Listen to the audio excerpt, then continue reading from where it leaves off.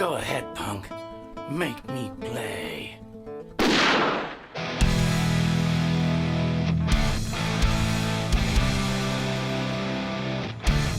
This is Bumping Into That Sound. Welcome to Bumping Into That Sound, the rock-centric music and tone podcast where we dive deep into the riffs, rhythms and stories behind your favourite artists, tracks and instruments. My name is Francis and I'm your host. Today we're going into the world of modded Marshall tones. Hot off the release of Marshall's new factory-built modded models and Dave Friedman releasing an official Jose amplifier, we're going to talk with none other than David Szabados of LegendaryTones. So if you're a fan of classic amps being pushed to their limits, you've probably already heard of the Hot Mod and the George Lynch Mr Scary mod. Both are game-changing innovations that bring an easy-to-install, do-it-yourself plug-in, all-tube additional gain stage, adding more firepower to a whole range of vintage Marshall circuits. These all-valve plug-in devices really are the easiest way to hot rod your Marshall-style amp without having to drill or alter the circuit board. David also has a brand new product which is about to hit the market that takes things even further. We'll talk tone, the Hot Mod versus a Jose mod, and what's next for LegendaryTones. If you're chasing the ultimate Marshall raw, this is an episode you're not going to want to miss. This episode was actually recorded in late 2024. After it was finished, David and I kept talking back and forth about a few ideas, and I ended up buying one of his mods. Now, a few months later, I'm really excited to announce that Bumping Into That Sound now has an official online store and is the Australian distribution agent for LegendaryTones products. So if you're in Australia and you're interested in this product, you won't have to worry about the added expense of international shipping and waiting 6+ weeks for it to arrive. You can head over to bumpingintothatsound.com.au, take a look at the store, and there should be plenty of items there that you can buy, and everything is sent out express post, so it turns up a couple of days after you've placed the order. David also has a brand new product that's going to be hitting the market hopefully this year, which we cover in the episode. We're going to be talking all things tone, including the Hot Mod versus the Jose mod. So if you're chasing the ultimate Marshall raw, or just a bit more from your classic 2203 style circuit, this is an episode you're not going to want to miss. Let's get straight into it. Hey Francis, how are you? David, good. How are you? I am pretty good. Firstly, thank you very much. I know we tried a couple of times to get together, Yeah. and so thank you very much for putting the time aside on what's your Friday afternoon. Yes, and thank you for your patience because I Yeah, know we've no, been trying to do this for a while, and no, that's it's life, totally and we'll get okay. through it. No, Yeah. look, that's 100% fine. Yeah, no, that's no problem. I always want to make this work for everyone. But what I'd love to do, obviously, I want to talk about the product. Mhm. But before the product, talk about the person, which is yourself. So I'd love to just get a backstory of yourself and how you ended up coming into that music business. Okay. Well, yeah, sure. So I think by nature, I've always been a kind of curious person. I've had lots of hobbies throughout the years. I mean, even when I was in childhood, right? It's like stamp collecting, coin collecting, baseball card collecting, whatever, different sports that I've tried, etc. And I was an artist, visual artist when I was in my youth, and actually had a lot of talent for it. But when I turned to be about 12 years old, the music bug hit me, and especially loud, aggressive guitars and heavy metal music and all of that. And unfortunately or unfortunately, I had a new stepdad at that time who I got to, get through my teenage angst years with, and music was a great vehicle for that. Um, so coupled with that, the search for tone and different sounds, and I was, music and curiosity and just having a lot of passions have always been a part of me. So uh, now I remember kind of growing up in the 80s There was the whole, everything was rack gear and digital and very complex systems. And all the simple things were kind of going out of vogue. Like you couldn't just use a Marshall amplifier. You had to have a Marshall amplifier with a rack of stuff. Now, I couldn't afford all that, but that's what Steve Vai, Lynch, all those guys were using, back in the day, right? These Right. very complex Bob Bradshaw type setups. And so I thought that that was the way. And so I started with, some rack preamps and a quad reverb and that and this. And, it sounded fine and I was doing my thing. I met a very good friend who became a mentor of mine, probably when I was 17, 18. And here he was older than me. He was probably late 20s, early 30s. I was, 17, 18. So he was a dinosaur compared to me. And he was playing dinosaur equipment. He was playing an old Marshall 2203 100 watt, and he plugged it into a pair of cabs, and he had an EQ as a boost pedal on the front end. And I was like, God, what a unsophisticated, silly setup this old man is using. However, I went and I listened to his band, and it blew me away. The tone, the sounds, everything that he got. So that was kind of the beginning of that sort of shift into Marshall land and tubes and all of that, moving away from a bunch of the rack gear and unnecessary kind of extra stuff. Um, and then I've kind of just gone on from there. Now, if we fast forward to as far as my electronics work, again, that comes out of curiosity. So I'm not an engineer, um, by formal training per se, just out of hobbyist and I've gone to real engineers like Mike Soldano, um, Andy Marshall of THD Electronics. Those guys have, double checked my work. Um, and help co-design things as well. So, I think of myself as kind of the just the mad scientist experimenter or the one that's got ideas and wants to play with things and try things that might be a little bit out of the norm and kind of move on from there. So um, that's kind of part of my backstory, I think. And how did you, I mean, for someone that loves to tinker, that's into music, you know, so many of us are, how did that transition from that tinkering occur into grabbing hold of someone like Mike Soldano and saying, "Oh, I want to build this." What was that event? Was it a by chance meeting, or how did that happen? Yeah, well, if I go even earlier than that and just think about kind of the tinkering aspect, I remember now I'm going to go a little bit prior to all the Mike Soldano stuff and kind of go into my interest specifically in musical electronics. And what happened was I wasn't making a lot of money at the time. I was working at a gas station or something, but I had my first Marshall head and I spent money. I saved my money for a brand new set of tubes. I took it to a shop to have it biased. It took them 3 weeks for them to get the amp back to me. Yeah. I took it in my first rehearsal.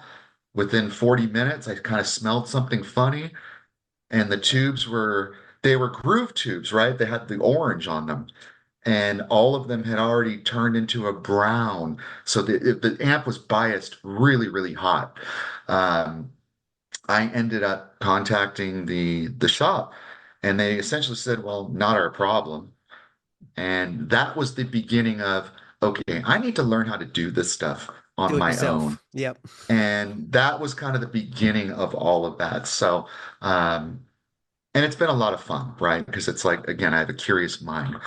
Yep. Fast forward to things with Mike Soldano. So I started the website Legendary Tones back in 2000. And that was not with the intention of selling anything. It was just taking some of the things that I learned from other people and maybe from other artists. Either directly or through interviews that they had done and just wanting to share that information. So one of my early pieces was an article on Eddie Van Halen and the Brown sound. and kind of doing it was almost a research paper, but essentially it was a research paper taking a lot of cited content from other magazines and so on and so forth, right, to kind of piece it together. And that was one of my early ones. And then I've done, other pieces, even, from artists like David Gilmour, who I admire a lot, but completely different style, obviously, Yeah. than a Van Halen or that sort of thing. Um, so I was doing a lot of that kind of interesting stuff.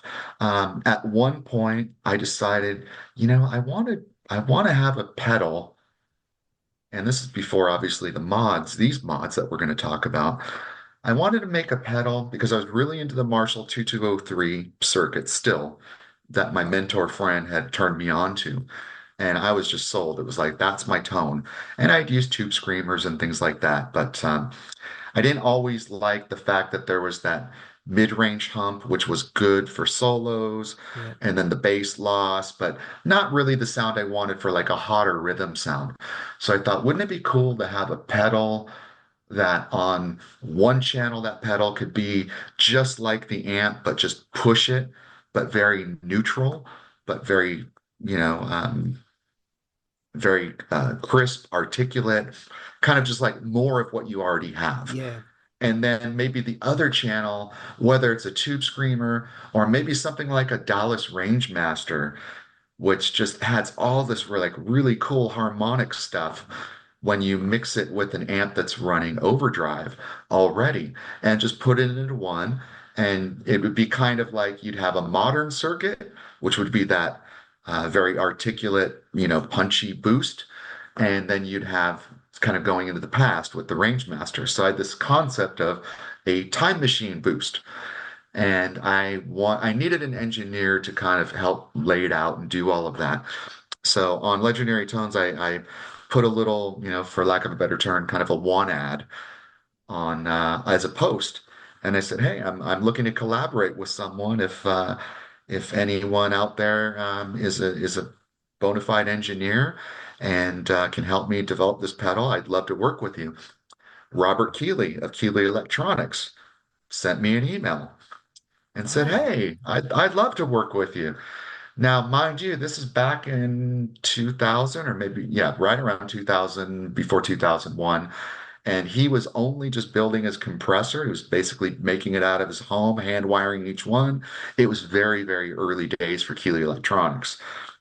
So, and he was just kind of living in his double wide trailer and working at the college teaching electronics.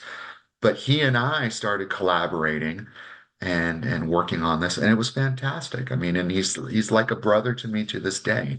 Just a wow. great, wonderful person, fantastic customer service, even to this day, even with the size and scale that Keeley Electronics is. Um, so that collaboration was great. We came out with what was the Time Machine Boost, and I was working at a company called Seagate at the time. They manufacture hard drives. And back in the day, when you're in recording studios, you would use hard drives to digitally, hold your files and whatnot. It wasn't solid state drives. It was just regular old hard drives. And I was getting calls from both people in the film industry as well as in the music industry. So a lot of well-known musicians who wanted to stock their studios with Seagate hard drives would contact me, or they'd get patched into me, and then we would talk about co-marketing, and I would send them drives in exchange for them doing some promotion, right? Um, Endorsement, so to speak. So George Lynch was one of those guys, and he called me. And I was just like starstruck because, I'd been reading about George in the magazines. And, we talked about 10 minutes about what he needed for his studio. And I said, yeah, no problem. And then we ended up talking another, almost an hour just on music and gear. And then we just started bonding. And we've been friends ever since. So that Time Machine Boost pedal, he actually really dug it, but he wanted to have his own custom version. So we had a George Lynch Time Machine Boost version that we did with him. Getting back to your question about collaboration with Mike Soldano, and I'm sorry that my answers are very long-winded, but I'm just kind of No, storytelling. they're beautiful answers. We've got all the time that you want. So that's a beautiful answer. Um, some of my articles I would focus on legendary pieces of equipment, and one of those is the SLO. So I sent an email to Mike Soldano just saying, "Hey, could I interview you and talk about the origins of the SLO and so on and so forth?" And he said, "Sure, no problem." And so we went through that process. And he's been a friend in the industry, and he's such a sweet guy. Yeah. And I love the sound of his amps as well, and the direction that he's taken with them. So we're very much aligned in that. Um, so when the I don't know when the idea of the idea of the Hot Mod V2 must have been somewhere around 2015, where I started kind of thinking about it because I'd come across the Soldano Hot Mod, the original one, which I have here, which is this tube. Wow. And what it is, it's a really cool thing where it plugs into your V2 position, just like the Hot Mod V2, but it uses these GE Compactron tubes, which are um, kind of noisy, a little bit inefficient. They're really made for televisions, but it's a triple triode, and so I mean, it was a really kind of ingenious design that they came out with, and they came out with, Soldano came out with these in the late '80s, and they were in the production into the early '90s. And knowing the design, and I kind of looked at it and like, hey, just build one of my own. And there were schematics online, and I built my own version and it sounded fine. I'm like, yay, I built my own. And then I'm like, what would it, these tubes are kind of, they're hard to find, they're expensive, and they're a little bit noisy. What if we, modified the circuit and made it to where you can use two 12AX7s or two 12A anything? And I did that. And at first, I had lots of, squealing and noising issues, and it just wasn't sounding right. And that's when I reached out to Mike Soldano, who's actually also friends with Andy Marshall. And I knew Andy Marshall also because I had interviewed him through Legendary Tones about some of his products. But I went to Mike and I said, "Hey, I have this idea to bring out the Hot Mod V2 again, but doing it with 12AX7s. I'm not quite there yet, but I think it would be really cool. First, I want to make sure that, you're okay with that. And then second, maybe this could become a Soldano product that gets licensed. And, we do a license agreement." And he said, "Oh, well, absolutely. Whatever you want to do." He was very open to it. He loved the idea. So I started working on the engineering. Andy Marshall became my primary person because Mike was, still dealing with business stuff and, I didn't know at the time, but getting ready to sort of semi-retire and sell his name and business to Boutique Amps Distribution. Um, in the meantime, I did lots of back and forth with Andy Marshall, and he kind of guided me into, try this. And so I changed kind of the circuit. Um, and then he helped with the layout and all of that. So when it was finally in a good form and ready to go, it must have been months. I think Mike Soldano sold his company and basically retired like 2 months before mine was ready to go out. Oh, It was wow. that kind of timing. So at that point, I was like, well, it's no longer Mike Soldano Custom Amplification. Now it's Boutique Amps Distribution, and Mike is really just kind of consulting with them and still on board. But I just like, well, if Mike is still okay with me putting this out, which he was, I had full permission. I'll just brand it Legendary Tones. And so that's what I did. And got the first version of it here, which was just Hot Mod V2. There's no switches on it or anything. Um, the first version of this really kind of took off from the Soldano Hot Mod where it was just like a lot of gain and a lot of bass. It's Okay. almost like a copy. Um, but you send these things out in the field and start selling them. And then, you get some people that like it, and then you start getting feedback from people. And so some of the feedback was like way too much bass and too much gain. Can we bring the gain back? And so then we go to, well, we don't go to Hot Mod V2 Evo right away, but I've got two switches here, one for two gain settings, a kind of normal gain and a high gain, and then bass cut, bass boost. But prior to that, before the Evo, I think at first, oh, I've got one here without tubes in it. I took the original Hot Mod and I just put a switch on the side, and that was the gain switch. And then later on, people wanted bass adjustments, so I put a bass switch on this side, bass lower, and then eventually it evolved into Hot Mod V2 Evo, which is the final version. I'm very happy with how it sounds. Customers are too. But that's been kind of the fun thing about the internet as well, as you get all of this really nice feedback from customers of how they would improve it. And then being able to do that has been wonderful. And Yeah. fast forward to that, I'm answering a very, very long question or making a very long answer. But to bring in George Lynch, I sent him one. And again, he was like, this is really cool. Can we do a custom version? And I said, okay, let me build you a couple different versions. I've got an idea where we give you a potentiometer and you can really vary the gain exactly how you want to tune it. And he also said he wanted a little bit more bass in his Ah, version. So the bass switch on his is a little bit more prominent in both the down position and the up position. And then of course we added the potentiometer there for the gain mm, adjustment, which is, designed for set and forget, set how you want it, and then you run it the rest from your amp. This is just yeah. like how much more of the extra gain do you want? And then you just put it in your amp and leave it alone. But Right. And is that one come in both standard and reverse configuration? yes, Right.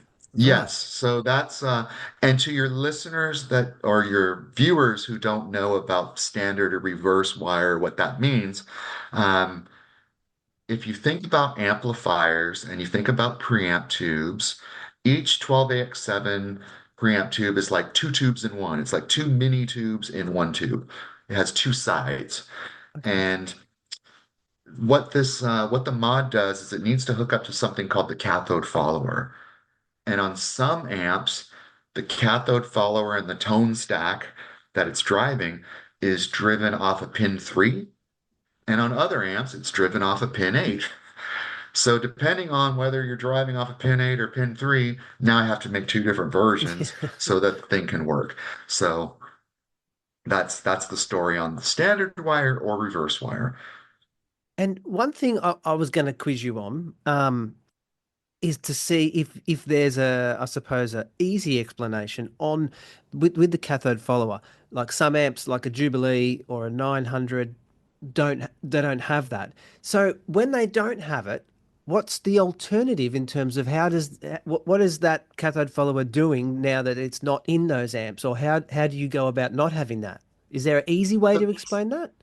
I think so. I mean, I can explain it. I'm sure other people can do better, but the sort of the high level version is you can have what's called a cathode driven tone stack, right? Your tone controls driven off of that V2 cathode follower, or you can have what's called plate driven tone stack. So when I say cathode or plate, it's a section of the tube.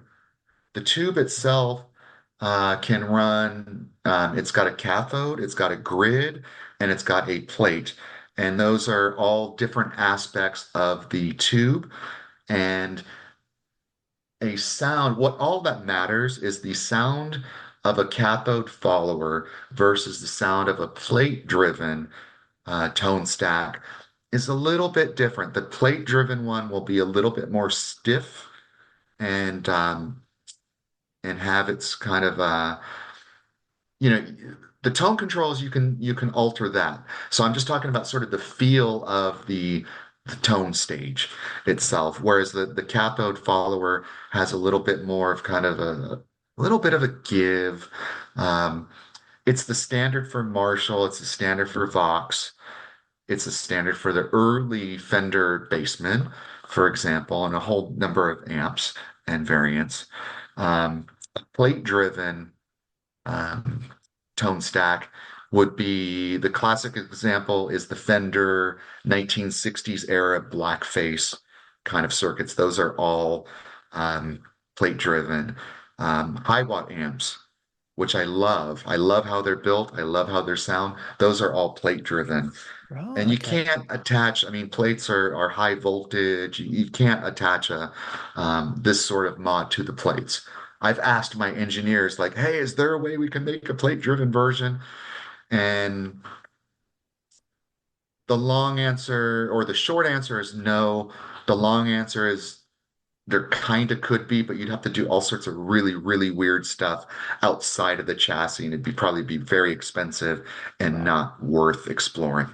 Um, so we just leave it alone. Right. Yeah, that's fair enough. Is so because the other one that a couple of things I've wondered about it is that mod, is it, I suppose, because an SLO was sort of Mike Soldano's take on a modded Marshall in some regard. So is that mod bringing you, you put that mod into a Marshall, does that then bring a bit of that SLO DNA in, or is it separate worlds? Is there a lot of other things going on where you can't really join that? Well, it's one of those yes and no. So I remember when the Soldano Hot Mod came out, they called it was their controlled clipping circuitry that brings you closer to a Soldano type amp. However, when you're designing, so in terms of gain, the answer is yes. You obviously are getting more gain, so you're getting closer to that sound. However, the genius of the Soldano design is let's imagine we've got multiple gain stages in an amp, driven off of multiple tubes. You've got choices of how much energy you push through each of those tubes. The traditional way that it would be done on a Marshall is you'd put a lot of gain into each one of those. I mean, you don't have a lot of gain stages, but you would put a lot of gain Ah, into each one, and it would cascade into the next one and the next one. Um, Mike Soldano, what he did is he brought all of it down. So it was kind of like each gain stage was driven more gently. And that's why when you play a right. Soldano, it's got this kind of articulation that you don't get. Whereas other amps, where they're really pushing the gas pedal across all the stages, it's way more compressed. So you get compression. I don't know if you played an SLO. No, never. It's if you play one, so it took me a little while to figure it out because it's a simple layout of controls, but most amps, just in general, that have a preamp gain, you kind of start them at like 7 and, kind of go from there. And sometimes you crank it up, but that's sort of in general, right? A Marshall 2203, 7, 8, a lot of these amps, you're not going to go less than 5, right? That's not a cool sound. Yep. The Soldano SLO sounds brilliant with the gain at like 10 o'clock or Oh, just above okay. 9 o'clock.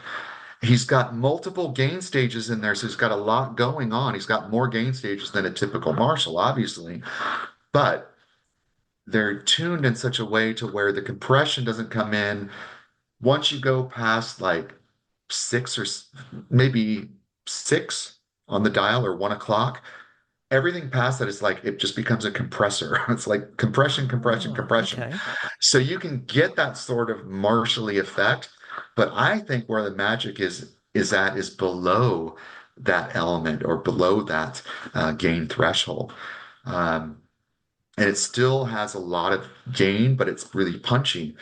Now, there are people that want more, they like that sound, but they still want more gain. And so people actually have put the reverse wire version of our hot mod into a Soldano SLO Oh, to get that effect, where it's like I want that same articulation, keep the gain low, but more sustain. And then that brings it. So right now, I had no intention originally that this was going to happen. I My first whole thing about using a mod with gain into what's already a high gain amp Yeah. sounds ludicrous. It sounds, you know, I would have people emailing me, will this work in my PV 5150? And I want to type back going, are you kidding? But, I'm polite. And so I say, no, I'm sorry, it's not going to work. But, the 5150 already has a lot of gain. So just, um, but it did come up later on because someone had experimented in a Friedman amp and Oh, threw one in there. And then I tried it and then I heard the effect and I went, oh, I get it now. So yes, if you load it into a high gain amp and you want to like crank your amp to 7 and you want to crank the Mr. Scary mod to full, it's going to sound terrible. It's way too much gain. But if you control it and you want that balance of note articulation and sustain, you can actually put in a Mr. Scary into a Mesa rectifier or a Soldano SLO, bring up the gain on the mod at, say 1 o'clock, 2 o'clock, and then bring down the gain on the front end of the amp. It totally transforms it. Because the SLO and the Mesa rectifier have one thing in common, and that's when you turn the gain up too far, it gets into that very compressed kind of thing. And in the case of the Mesa rectifier, which is very famously known to be very bloated and kind of becomes too loose and just kind of loses everything. So, um, surprisingly, the mods have taken on kind of a new life in this sort of new application. And yeah. even like a Marshall DSL, same effect. I posted a quick video on my YouTube channel, just 2 minutes, just showing what the mod can do in a DSL. And normally, again, in my past life, I go, a DSL doesn't need more gain. Yeah. And it's not about more gain, it's about shaping the tone of the gain and the feel of the gain. So turning down the front end of the amp, the preamp gain, and then inserting the mod, and it just transforms it. It's just really, really cool. Wow. Is the difference then between, because I know people in their mind have an image of like a Jose mod being that's another gain stage. Is there any similarities in what he was doing by adding another tube in a vintage Marshall as opposed to plugging one of these in? Does it share any relationship, or was that a totally different approach? It was a totally different approach. So again, the only similarity is that we're adding a gain stage, but he does it at the front end, just like you would with a pedal. So Oh, when you push with a pedal, and if you've got a big gain stage that's pushing a lot of energy, it's going to like go for that compressed kind of thing. right. So Okay. it's a different effect. It's just like pushing the front end. The Hot Mod V2 and the Mr. Scary mod are inserted later downstream in the amp. So they're not affecting those initial gain stages. And that's why you've got that sort of interesting thing going on where if use a pedal on the front end, and by the way, I love using pedals and I still use pedals and I've got a ridiculous collection of them and Yeah. they're a lot of fun, including my old Time Machine boost, which was in production for years. But it's a different feel when you push the front end versus having a gain stage inserted later downstream in the amp. Yeah. Yeah. Well, I find if you got to be careful with the front end because too much is too much very quickly. Can be for sure. Yeah, Yeah. depending on the amp that you're hitting the front end. Absolutely. Is it, I mean, if you were to buy, you can get a couple of boutique pedals like a boost or that are tube driven boost pedals that are supposed to organically just lift. So effectively, if you were to run that in the front, and that is somewhat sharing some DNA with the Jose approach. Well, it's somewhat. Ah, okay. Other the fact that, that the tubes that are run in tube-driven preamps on the front end of amps, some of them are not run at true plate voltage. Some of them are just run 12 volts, like what's called starved plate voltage, Yep. and some are true. Um, so yes, if you've got a true preamp style running, into the front end of an amp, it would be somewhat similar to Jose putting, initial tube gain stage in the front end prior to the first tube as well. Right. It And just you're going through the input. so if one thing I wanted to quiz you on also is circling back because you made reference to the DSL. Mhm. Now the DSL now comes in, it's like the all flavor Marshall. You get the 1 watt, the 5 watt, the 20 watt, the 40 watt, the 100 watt. Is this is your mod able to work in everything from like the 5 and the 1, or is it just for the 100 watt? It will work in the 40 and the 100. Interestingly enough, the 20 and there was also a 15, I don't know which one is still in production, were, for whatever reason, plate-driven tone stacks. And Ah, the so they 40 changed and the it. 100 are cathode followers. Um, and I don't even know if the ones or fives even have either. I don't know how they're even configured. Um, but I don't even know if they would have the energy or the ability to even drive an additional tube. Yeah. And has anyone put one in a JVM? Is that something that you've heard of people doing? Not yet. It's bound to come. That's one where I just kind of go, that's four channels, everything, and why not just take channel three and turn it down? I mean, Yeah. in theory, it probably would work. Um, I haven't played with it. I'm not as motivated to try it out.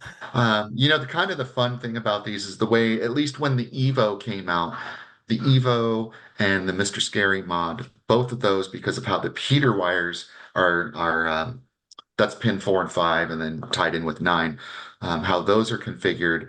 They, if you put them into an amp that's not compatible, or you put it into the wrong socket, you're not going to harm anything.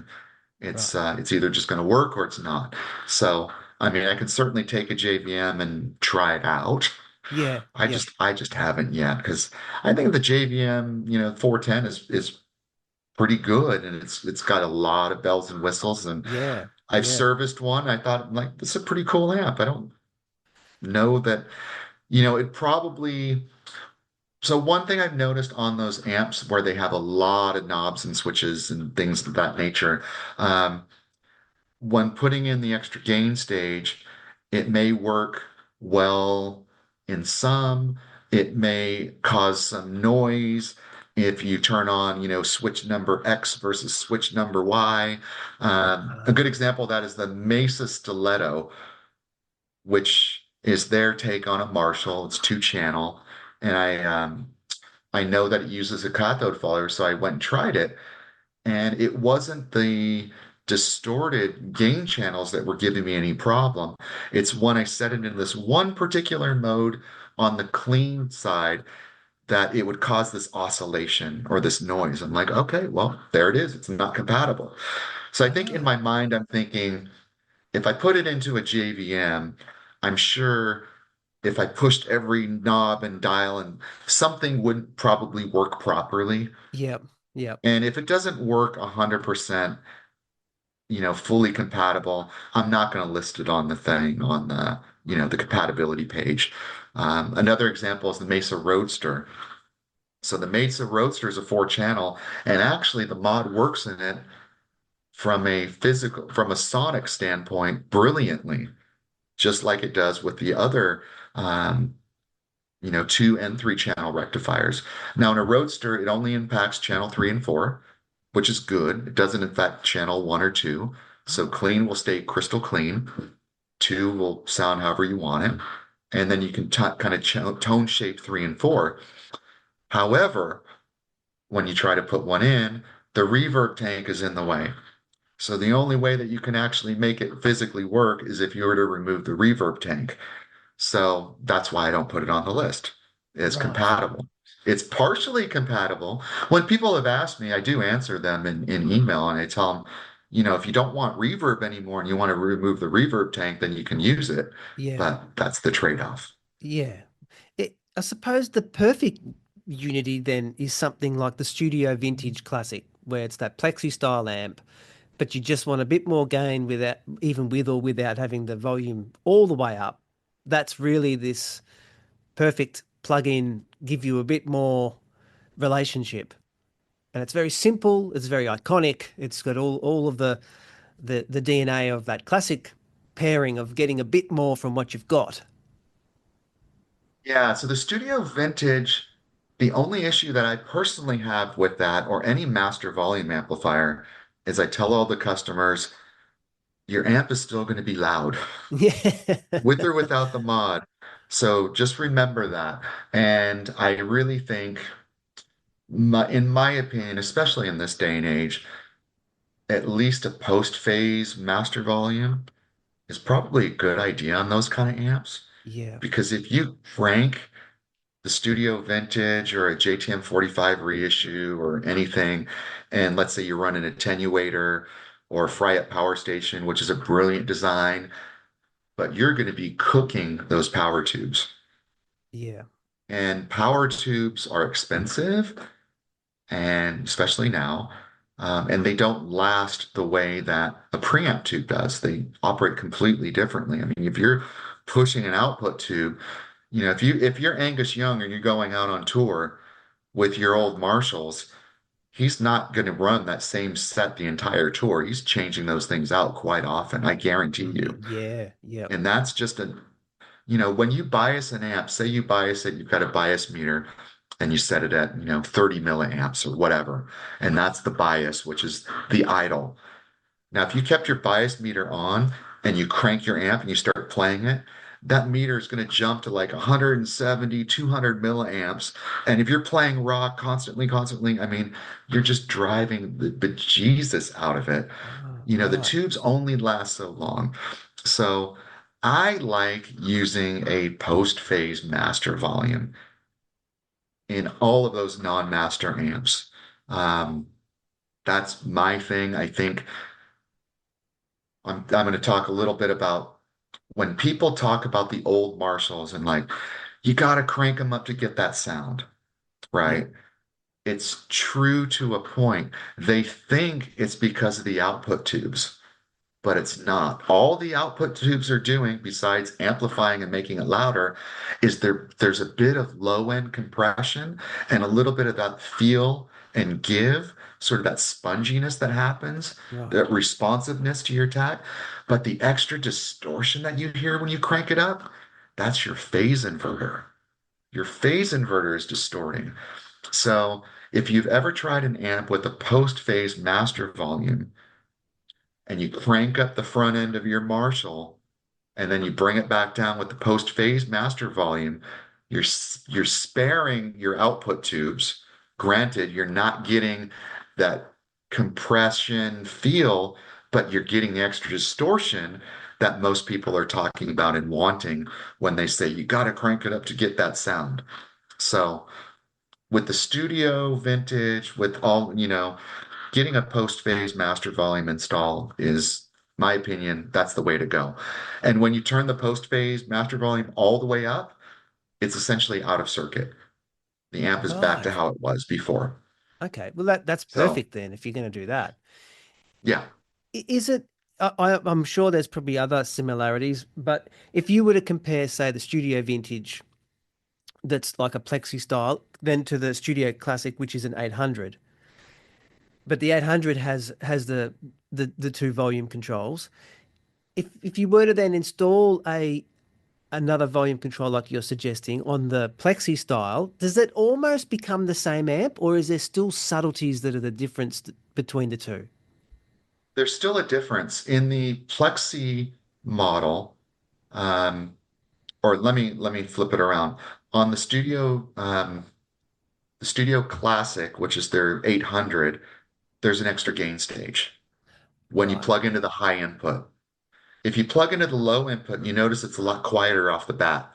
That's because it's bypassing that first gain stage or that additional gain stage, in Right. addition to the brightening and all of that. So If you plug into the low input, which stays pretty clean, and you crank it up, that's pretty close to the studio vintage Right. in the Okay. Studio Classic, except you got a master volume.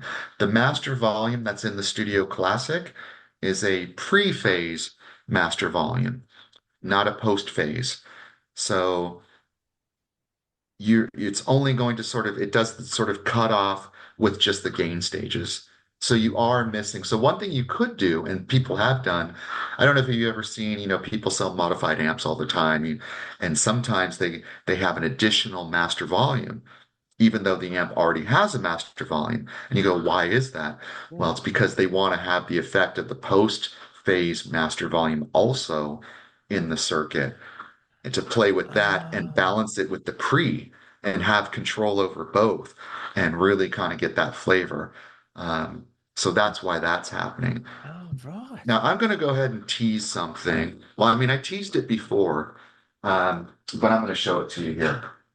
This is my, this is going to be the next product. Now, this is not what it's going to look like. This is just a working prototype. You're going to imagine a bigger box and the tube is going to be inside.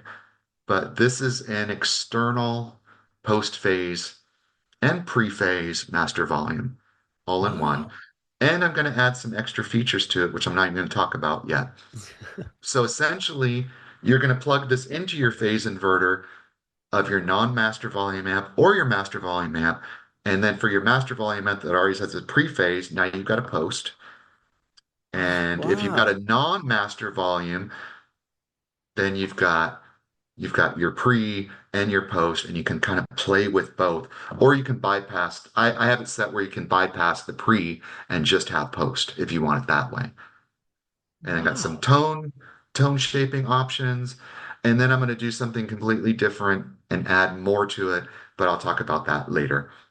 And so this Wow. will enable Okay. you to just plug in and go, and you don't have to, again, you don't have to cut open your amp. You don't have to Yeah. take it to a tech, plugs right in, and then you're set to go. So this amp here, I don't know if you can see it. Yep. Yeah. Looks like an old Marshall, but this is actually one of the very first 2203 master volume amps. This is a 100 watt, made in 1976, and it's got the pre-gain. But when I use it with that, and I add the post phase, it's like I get that much more. It's almost like I've added a hot mod because Really? it's like the hot mod for the phase inverter because I'm getting that kind of extra grind out of the phase inverter. So imagine you put a hot mod in this and then you got a post phase, you've got a pretty hot sizzling amp, Yeah. but you're not going to burn up your output tubes. You're still sparing those unless you want to crank the snot out of it and get the compression kind of effect going too. Wow. So And you're hearing compatible. it first. Yeah, thank you. I I appreciate that. and because I teased it in photo only on my Facebook and all those pages, but I haven't actually talked about it till now. So there you Wow. go. So I hope to have it in 2025, and I don't know what it's going to be called yet. I'm going to have some foot switching options on it as well, and probably add an additional channel so you can go between two different sets of poster pre. So then you can set different levels and really get even more capability. And I'm going to try to keep it very, very reasonably priced. Uh, Geez, you're I'm ticking a always lot of conscious about that. boxes. That's a lot of But boxes you've ticked. That's incredible. That sounds out. I think you're going to be swamped with orders as soon as that hits the market. the last box that I want to tick, but I can't do it on this version because I just want to get it out there, is put in an effects loop. Right. Okay. Well, still, Now, you've if I could get an effects loop, then you've got an old amp where you can put all your time-based stuff in there. So it's yeah. essentially, you know, that will be the next version of this So down the line. a couple of months and that should be ready to go.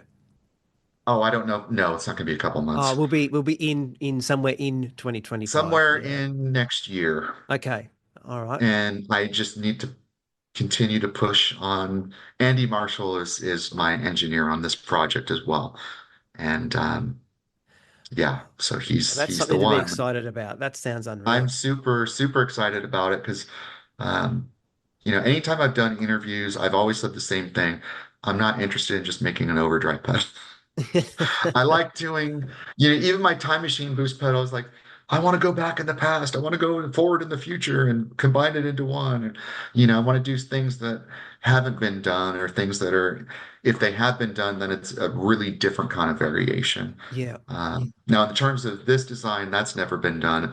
Obviously, the Hot Mod V2 is, an expansion or takeoff from the original Hot Mod of the late 80s. So, Yeah. that's where it has its origins. But And compatibility with the new one, is that going to work or not work on certain amps? oh, that's the beautiful thing about this. I don't have to worry about standard or reverse wire.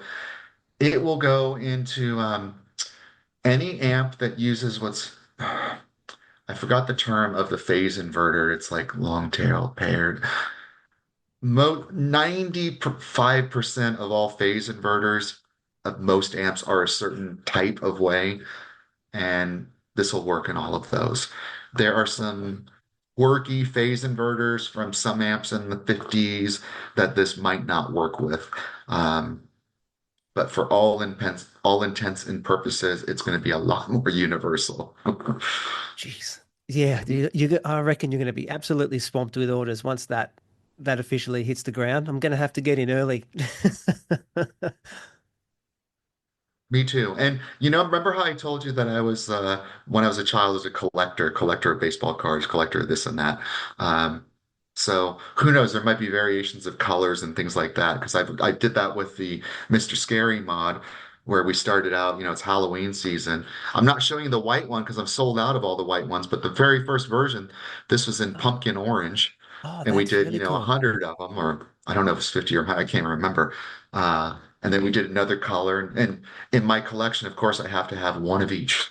Yeah, yeah, And then in the hot mods, we did different versions, so I have to have the collection. yeah, yeah, because they're all different. Yeah, some They're people all a don't little get bit it. different, Yeah, I've got to have the one that has the switch on the side, and then the one with the two switches on the front, and yeah.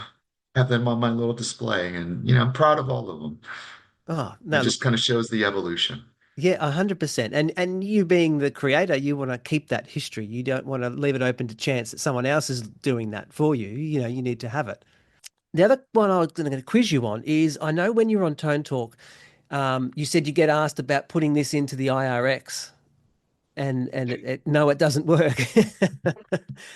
Yeah, that was just kind of a joke early on, right? Yeah. So Is I it, even could it happen? Could you tinker and make a fly lead and put in a bigger transformer or a bigger plug pack? I mean, is it in theory that it could work? I mean, I think in theory, I don't know the circuit, but Friedman amps, if it follows the path of a Friedman amp, it will use a cathode follower. Yeah. Um, so somehow, Well, I thought in my mind, I was a bit like, when you said it, instantly I thought, well, if you make up like a foot long little patch lead and had a separate box to like what you've just shown me behind you, and then even if you had to use a bigger transformer, you sort of go, well, maybe no one's actually like, while it might have been an off the cuff joke type thing, but you could maybe do it.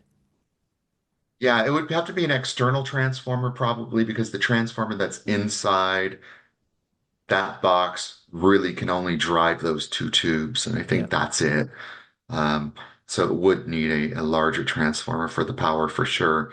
Um, and then a lot of shielded cable between the between the Yeah. pins on the hot mod leading into whatever thing. You'd have to really Frankenstein and create Yep. something. It Yep. would be a mad scientist project for sure. Yeah, but it probably would. I mean, I've over here, Friedman amps are super expensive. So, like, you're talking for like, $8,000, something like that for a Friedman, 7,000. Secondhand, I think you can probably pick them up. There's a couple in Melbourne for sale for 6.5. So, whereas opposed to a Marshall, well, the Studio series are about $1,000 brand new. Secondhand, you'll probably pick them up a bit less. A JVM is 2,500. So if we look at a JVM for 2.5 and you look at a Friedman for 7, 8, it's a huge difference in price. So Yeah, it makes it quite yeah. hard. That's why the IRX and all the smaller ones are quite appealing. And you sort of think, well, over here they're about $800-900. So that's why I thought, well, if you were to get one of those, you don't mind doing a bit of a Frankenstein if it's going to create something quite cool. I know people love them in the Friedmans. The Friedman Runt was one of the early models that people were using the mod with. Uh, that seems to be probably the most popular of the Friedmans for Ah, whatever reason and choice is the Friedman Runt, which okay. is more affordable. It's not like the BE 100. I have had people buy it and put it into the BE. Um, and I can kind of see why, because the BE does have that, I don't, kind of heavily compressed kind of, it can get into that compressed feel very quickly.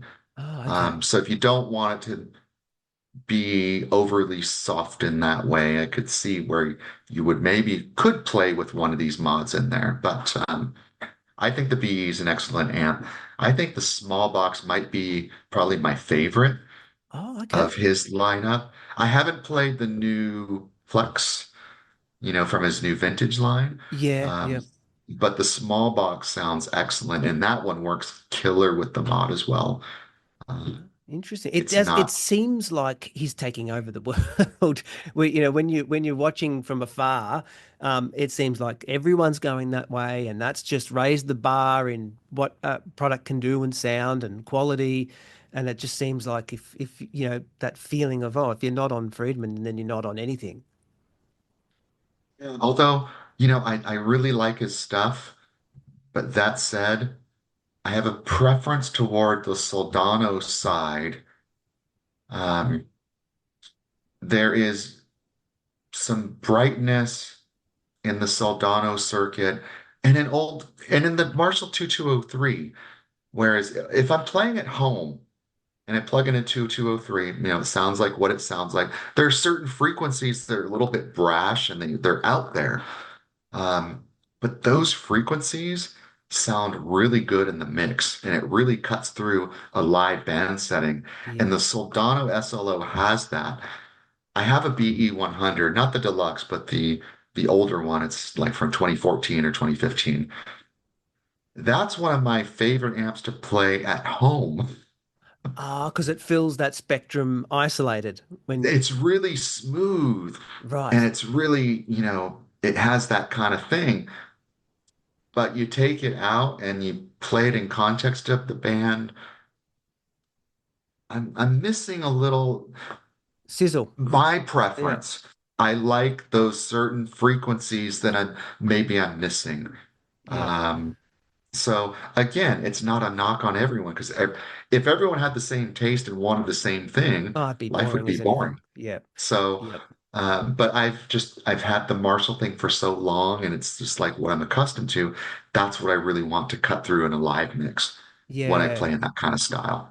Yep. It's one amp that I've wondered the same thing about is the Mezzo the Eric Steckel version that he has. Um, Mm. because when you hear him playing along on Instagram just by himself, it's this beautiful, thick, creamy, smooth. It sounds like something you've never heard before.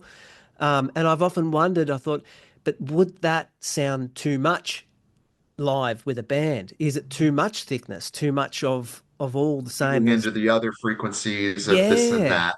Yeah, yeah, there might be some of that. The other thing too is anytime you record an amp, whether it's audio or you put it onto a YouTube video, it's really tough it's not going to be the the same as in same. the room. Yeah, You know, yeah, so many of us are judging equipment based on like we're like on our phones. yeah, And even if we're putting in earbuds to make it better, it's like, come on, yeah, are we really deciding to buy or not based on what's on your iPhone? yep. Or even your computer speakers, if you've got a really nice computer speaker setup, if someone is miking a rig with an SM57, that SM57 has its own character and sound too. It has its own mid-range. Before it I comes out the remember, speakers. Yep. yeah. And then the speakers are doing something. And then if you've got it on YouTube, you've got YouTube compression. So I always tell people don't put too much. weight into these clips. Even the big manufacturers like Marshall did a kind of comparison of all of its different studio vintage. And when they flipped between the Studio Classic and then the one that models after the Jubilee, whatever that one is called, in my speaker system on my, and my computer, they sounded the same Oh, or really? very, very similar. And I have a Jubilee and I have an 800, the big boys, Oh, and they okay. The real sound ones. very different. And I know that the small ones in the room are also going to sound very different. And a lot of it's a very much more active tone stack, tone design. In the Jubilee, it's completely different. Plus, it's got the diode clipping thing going on. So even the gain sounds different. But throw it all on YouTube, even if Marshall puts out this official thing, I'm not really hearing much difference as I would expect to hear. Yeah, yeah, and it makes it hard when you're wanting to buy something because then it's a lucky dip then becomes a I hope. Yeah. Yeah. Yeah. So, I mean, you kind of like you see the demo things and it's good, but it's just an entry. It's Yeah. Yeah. here's sort of the basic what it could sound like. I remember one thing, back in the day, I was actually recording some sound clips for Legendary Tones, and I would insert those into some of the articles, just sonic sound files. And one thing that blew me away is I have a 1972 Marshall. Um, which is different than the circuit of the Eddie Van Halen. Eddie's number one was a 1968 Marshall Super Lead, different kind of circuit than my Super Lead of a 72. 72 has more gain, more brightness, it's a little bit more aggressive, but it doesn't have that Van Halen kind of punchy thing. Um, well, I don't want to call it a punchy thing because actually the filtering is different. There are things going on in that circuit where you're playing in the room, and if you got the Van Halen amp and you play it right, you got all the ingredients, it's going to do the Van Halen thing. And I had one of those amps, and it was like it blew me away what it could do. My 72 can't do that. My 72 is an awesome amp, but it's different. Going back to my point on sound clips when I had my basket weave cabinet with 25-watt greenbacks, and I stuck an SM57 on that amp, on that cab, and I played some Van Halen, and I listened back. My 72, all of a sudden to me, sounded like I had the Brown sound going on, Wow, which that's amazing. So on playback, it was so different. on playback, I was like, I want my amp to sound like that in the room. And I think what it was is like pranked Marshall through that 57, and the 57, the microphone has its own mid-range thing, and it sort of brought me into that world.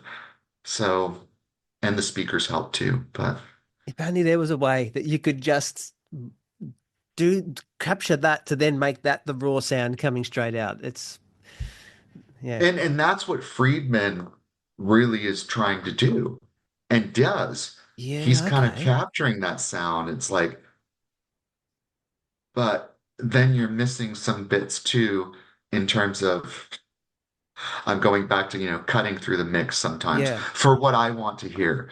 So, Yeah. you Yeah. know, It's half at a least dozen of one, half a dozen of the other. yeah, 100%. And you guys are fortunate that over there it's all accessible to you. You can go into a shop and try it. Where over here, a lot of things are special order. Like I would have loved to have had a play on the new the PRS David Grissom amplifier Hmm. because that's got its own sort of sound. But again, over here, it's if you want it, you've got to order it. You can't come in and try it. It's a special order. We'll get it in for you, but you're going to have to pay $3,000 and you're taking it home, love it or hate it. Commit. Yeah, it just makes it really hard. But yeah, I suppose what do you do? Maybe make a holiday of coming over there and trying a whole bunch of amps, then knowing what you want Yeah, and then ship it over. and ship it over. Although Yeah. that's the thing too. You play it in the store. This is the thing that I had that went on with me in the 80s as a teenager. Um, I don't know if you recall, Mesa Boogie just sell direct. They didn't have a dealer model. Oh, It okay. wasn't until late Mark II era into Mark III that they started having a dealer network. So you could reach out to Mesa and buy direct, and they would send you this wonderful package of literature. And they had the greatest language describing their amps and how they sounded. And I fell in love with Mesa amps Oh. until I played one. It wasn't so you fell in love with the marketing campaign. Yes. And I played one, and in the store at low volume, it was pretty awesome because I was like, wow, I'm getting all this gain. My mentor friend of mine was saying, yeah, but you take that home and you crank it up and you're just going to get a lot of feedback. And like, he was right. But then that goes back to you got to find that balance of gain. And Yeah. Mesas are always they were Mark series, very, very difficult to dial in amps Oh, okay. because they can give you amazing sounds, but they can give you the worst sounds also. They have so much versatility, especially like a Mark IV. That was the most difficult one to dial in. You've got certain things that are shared channel, this, push, pull, that. Then you turn it up in the context of a band mix. Then now you got to readjust all your stuff. So there's just too much. But some people like that. Yeah, yeah. Well, And yeah. it can be very satisfying when they finally dial it in. The Mark IV isn't one that I really gravitated to. I do have a Mark III, which has been modded by Mike B so I'm fortunate. I live in California, and I was able to just drive my amp over there, leave it with him, have him work on it, and then pick it up. Oh, He's a couple wow. hours away. Um, and he modified it to C++ specs Oh, and then wow. added some other features and things to it. So it's now a very special Mark III, which Wow. Yeah. sounds and does something that none of my other amps do. So Mark Okay. Series Mesas are very, very unique amplifiers, um, whereas a lot of other amps are kind of takeoffs or spins of Marshalls, and they kind of have their own flavor or color. I know that a Mark Series started out as a modified Fender, Oh, okay. blackface series. That was the Mark One, right? Take an old Princeton, add bigger transformer, add more gain stages to it, and you got that. And it's been that ever since, but just making it more complex. So, um, that's why they do something very, very special. But they're difficult to dial in.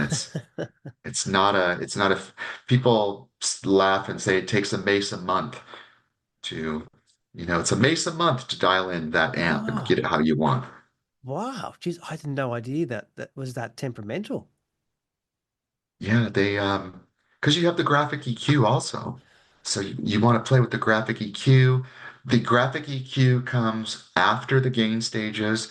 All of the tone controls come before the gain stages. So they don't really respond very well. The treble control is almost like a distortion, extra distortion. Oh, Like right. you can hear the amp distorting more as you turn up treble. Um, the bass you tend to want to cut and just kind of leave that alone. And then mid is kind of taste. And then you got push pull and all this and that. Um, the Mesa Triple Crown is a wonderful amp. That's a three channel, actually easy to dial in and a fantastic clean. Kind of sounds like a Friedman in channel two and channel three. It almost is like their take of it. Wouldn't surprise me if they borrowed some stuff from the Oh, Friedman book. So you may want, I don't know what a Mesa Triple Crown would cost you there. oh, it'd be expensive. Yep. Yep. It would be, Okay. yeah. For some reason, I don't know why. Like your Fenders are they're fair pricing, your Marshalls are fair pricing, but other more boutiquey amps tend to. Oh, but I'll have a look and see. But I from past glances, it's been a very expensive brand.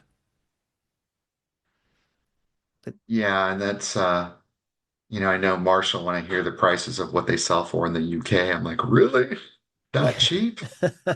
Because they have to have their premium when they're shipped over here and then customs and Everyone everyone's got puts to a bit take on their top. cut along the way, Yep. right? Yep.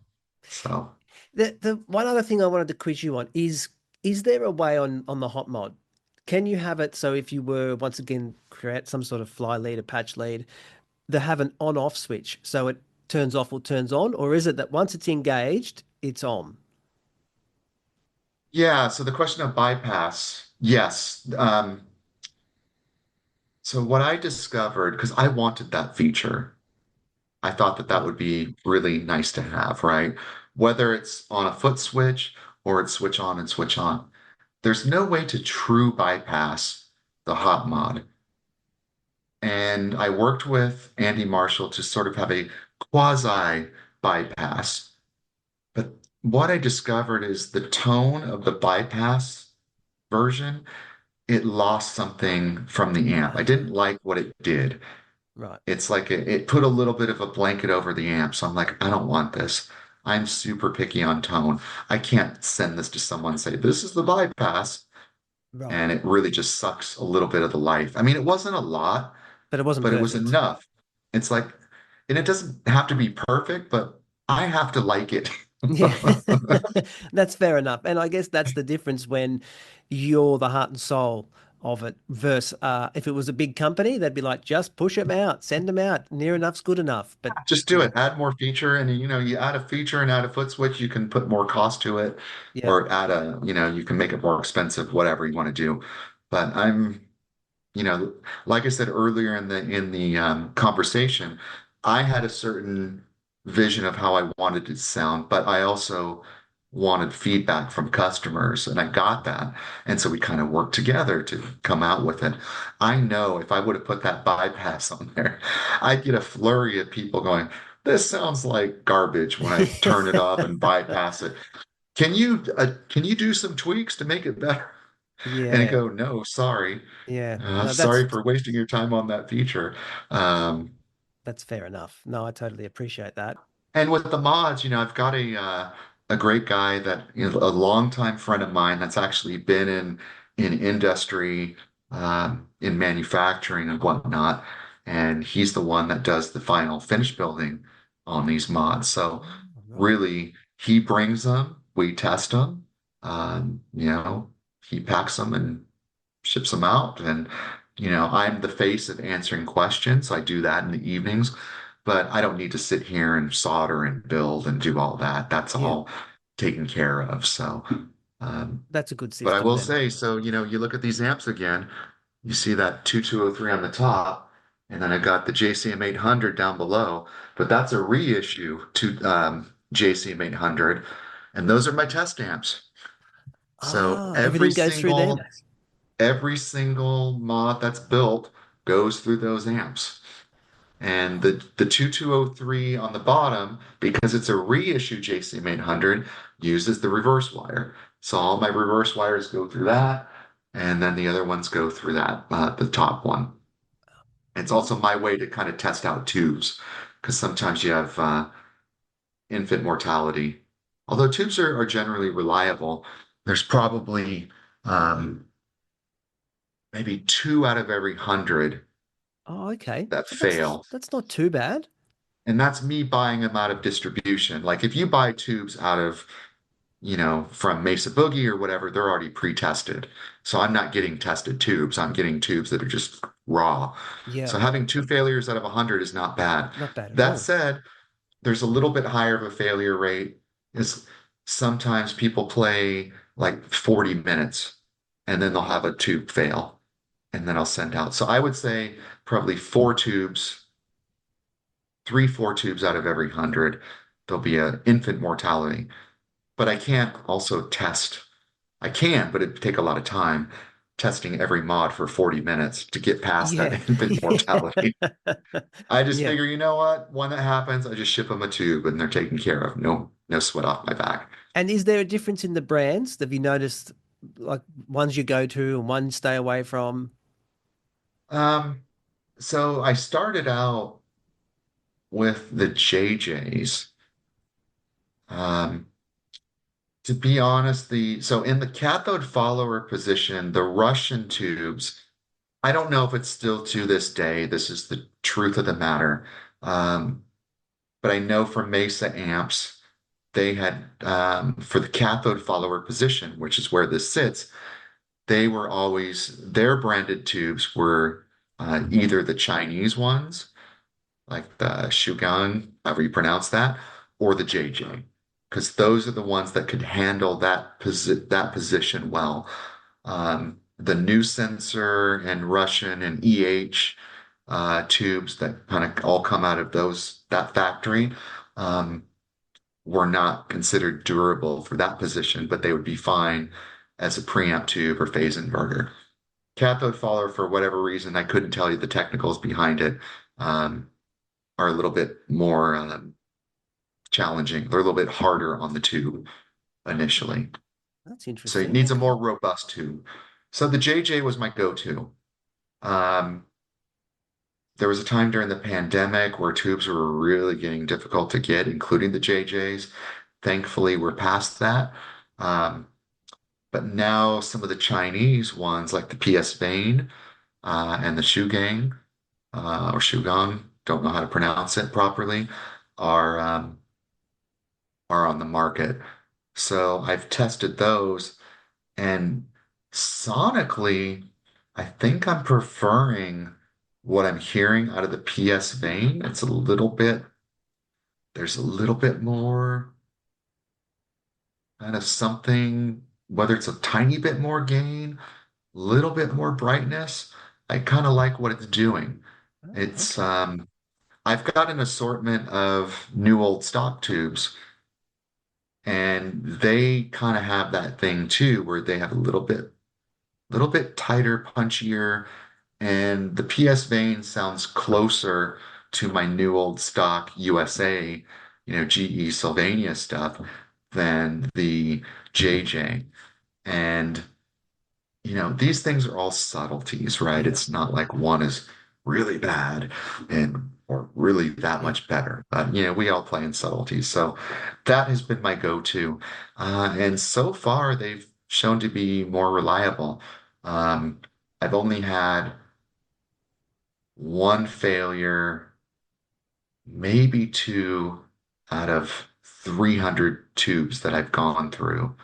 So, Wow. That's and really, the pricing is comparable.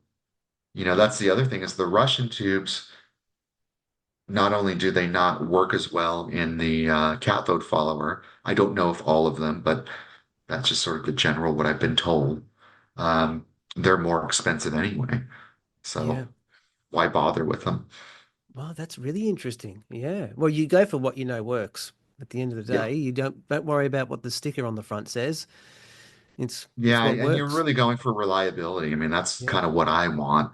It's one particular gain stage, so when people talk about, if I play with tubes, you're going to make a really, really big difference. I'm like, no, it's not going to really make a big difference because we're just changing the tone of one particular stage, and you got multiples in the amp.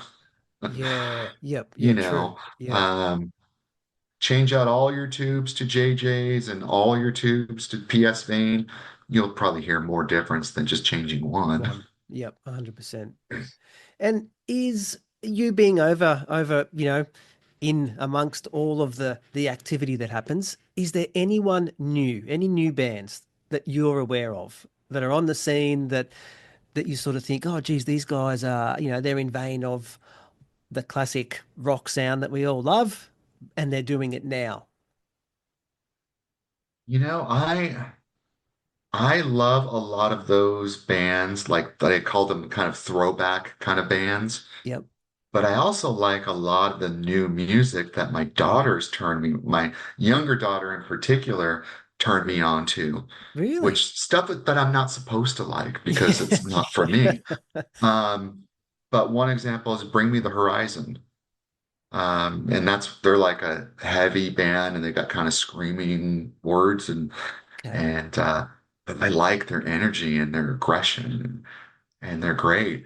Um, I am blanking on the name of the rock band that kind of has the throwback to sort of Zeppelin-y, sort of 70s kind of classic rock. But there's a couple of those that are going around. And it'll come to me. It's just been a bit of a long day.